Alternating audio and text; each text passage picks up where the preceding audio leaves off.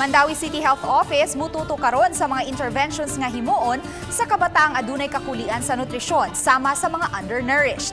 Padayon pa ang ilang pagpanimbang sa kabataan alang niining maong katuyuan. Ang detalye ni Nico Sereno.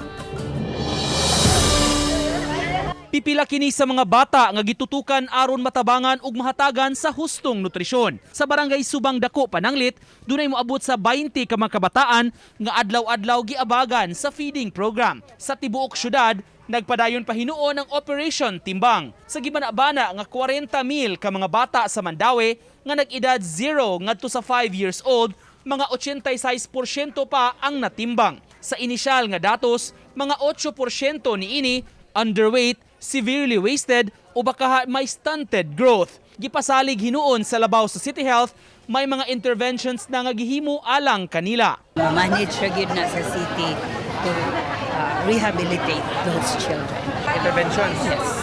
And of course, dili na to kasagdan ang ato ang mga normal na bata. Auhag ni Obenza, dili lang sa mga bata mismo, bisan gani sa pagmabdos pangdaan, angayang siguroon ang maayong panglawas sa inahan kay madala og moepekto kini sa mga bata. Kaganiha, usa sa kalihukan sa Nutrition Month sa City Hall ang paghatag og check-up ug lab test sa mga buntis. Daghan ang mi-avail sa libre nga serbisyo. If ato ang tagaan og eksakto nga nutrisyon gikan sa pag-develop dinha sa 9 months, then eventually that will happen.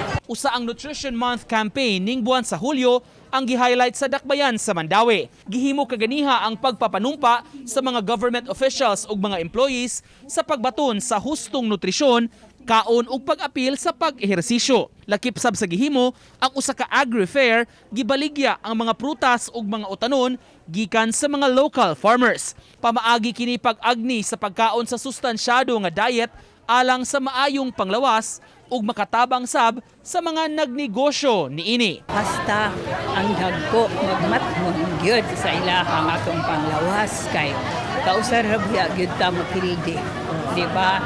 And if we are under or overnourished, that will impact on our immunity response to other diseases.